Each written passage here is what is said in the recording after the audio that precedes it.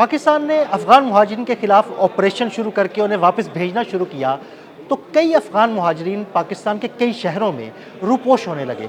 आमिर रज़ा मेरे साथ मौजूद हैं, उनसे इस बारे में बात करते हैं। आमिर भाई, उनको वापस भेजने का काम जब शुरू हुआ तो बहुत सारे लोग जो है ना वो पाकिस्तान के कई शहरों में रूपोश होने लगे हैं।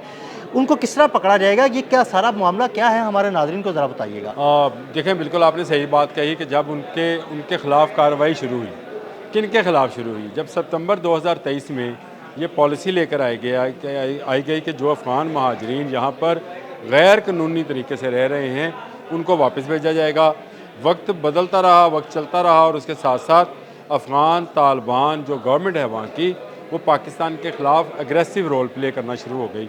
इससे ये हुआ कि पाकिस्तान गवर्नमेंट पर अपनी आवाम का भी एक दबाव आया कि आपने यहाँ पर लाखों अफ़गान तालिबान को और अफ़गान महाजरीन को बसाया हुआ है, जिसकी वजह से यहाँ पर दहशतगर्दी है, जिसकी वजह से यहाँ पर अमन व अमान की सूरत हाल ख़राब है, ना सिर्फ बलूचिस्तान में बल्कि खैबर पख्तूनख्वा में भी और किसी हद तक पंजाब और सिंध में भी।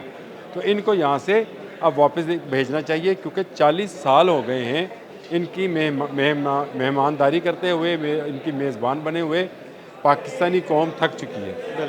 ये दबाव जब गवर्नमेंट पर आता है तो गवर्नमेंट ने एक पॉलिसी मुरतब की जिसके तहत 3 मरहलों में इनको यहाँ से निकाला जाना था। पहला मरहला ये था कि जो गैर कानूनी तरीके से यहाँ पर मुकीम है वो जाएंगे। उसके बाद वो जाएंगे जो कि अफ़गान सिटीज़न कार्ड के हामिल हैं। ये वो लोग हैं कि जब तालिबान गवर्नमेंट आई थी तो ये पाकिस्तान आए थे तो इनको अफ़गान सिटीज़न कार्ड जो हैं वो जारी किए गए थे। लेकिन सबसे पुरानी जो कैटेगरी है वो वही है कि रशिया ने जब इन्वेट किया था, यानी 79 की बात है, रशिया ने इन्वेट किया था अफ़गानिस्तान में, तो ये पाकिस्तान में एज़ ए पनाहगीर आए थे और पाकिस्तान ने इन पनाह गज़ीनों को अपने ओन पर अपने यहाँ पर मुख्तलिफ़ देहात बस्तियाँ बनाकर बसा लिया था ताकि जब रशिया वापस जाएगा तो ये वहाँ पर चले जाएंगे। लेकिन हुआ ये कि रशिया वापस गया तो लॉर्ड वॉर्स के दरमियान जो है खाना जंगी शुरू हो गई।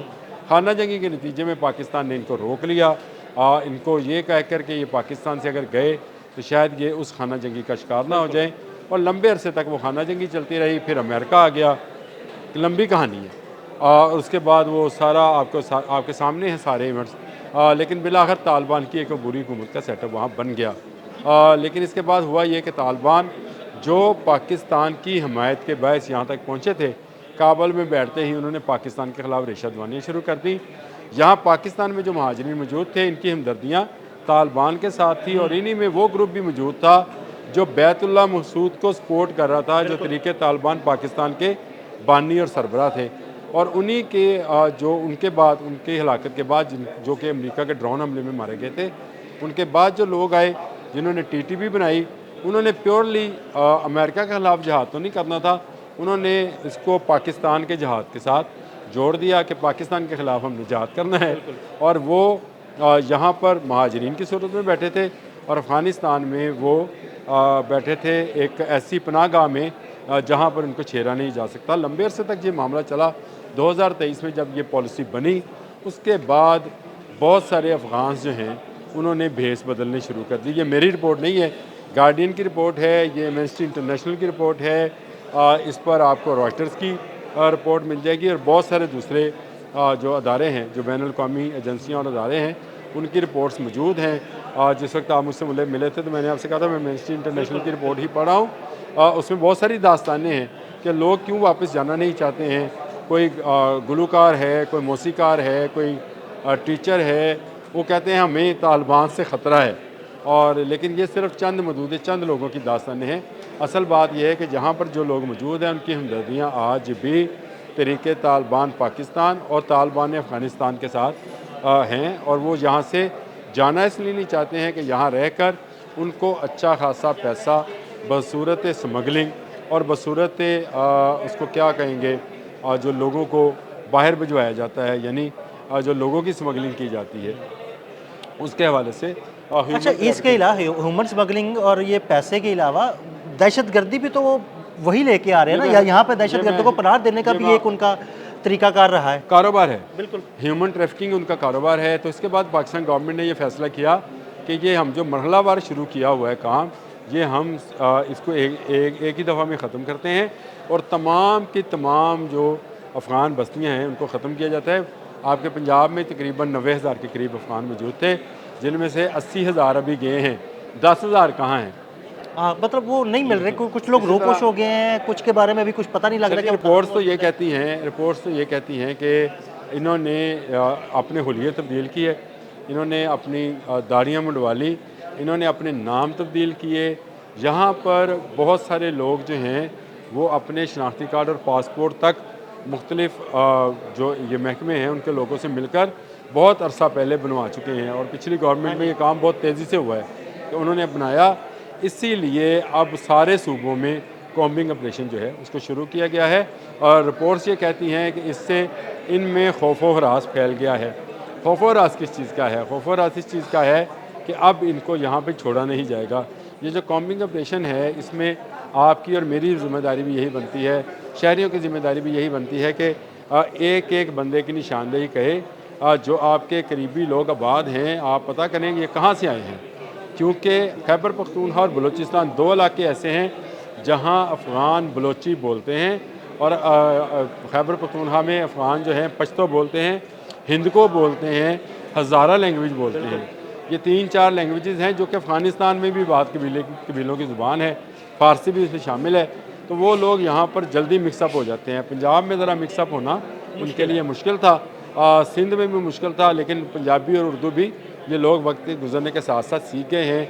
रिपोर्ट्स ये कह रही हैं, रॉयटर्स की रिपोर्ट में भी ये बात थी और गार्डियन की रिपोर्ट में भी थी कि बहुत सारे स्टूडेंट्स जो कि यहाँ पे पढ़ रहे थे अब अपनी शनाख्त छुपा रहे हैं। बहुत सारे मुलाजमीन जो मुलाजमतें कर रहे थे अब अपनी शनाख्त छुपा रहे हैं, या वो यहाँ से माइग्रेट करके दूसरे इलाकों में जा रहे हैं। यानी अगर लाहौर में आबाद हैं तो वो फैसलाबाद या मुल्तान या बहावलपुर में अपने मस्कन बना रहे हैं। इसी तरह जो लोग आबाद थे कराची में वो हैदराबाद, रोरी या इस तरफ हमारी तरफ आके राजनपुर वगैरह में आबाद हो रहे हैं नए नामों के साथ, और किसी को इन पर कोई शक भी नहीं होता, क्योंकि इनकी लैंग्वेजेस जो हैं वो तब्दील हो चुकी हैं, इनका रहन सहन तब्दील हो चुका है, और ये अपनी शनाख्त को छुपा रहे हैं। ये बड़े खौफनाक चीज़ है। अगर ये अपनी शनाख्त को छुपा रहे हैं और हम अपना कॉम्बिंग ऑपरेशन जो है उसको बेहतर अंदाज से नहीं चला पाते हैं, तो इसका मतलब होगा कि ये यहीं पर रहेंगे, और यहीं पर वो मकरूह धंधा जो पाकिस्तान के ख़िलाफ़ ये अख्तियार करते हैं करते रहेंगे। इनका जाना यहाँ से ज़रूरी है। अगर ये एक एक अफ़गान को यहाँ से ना निकाला गया तो आप ये भूल जाएँ कि कभी दहशतगर्दी जो है ख़त्म हो सकती है। ये इंटरनेशनल रिपोर्ट्स हैं कि इनको यहाँ से निकालने के साथ ही इन लोगों ने इस खौफ से कि इनकी बारी ना आ जाए, इन्होंने अपने हुलिये चेंज करने शुरू किए थे, ख़ासकर उन लोगों ने जो रजिस्टर्ड महाजरीन थे अक़वाम मुत्तहिदा के साथ। ये लोग ज़्यादा तब्दील हुए हैं, ये गायब हैं, और इनकी तलाश इस वक्त जारी है। आपने ख़बरें भी सुनी होंगी कि कॉम्बिंग ऑपरेशन शुरू कर दिया गया।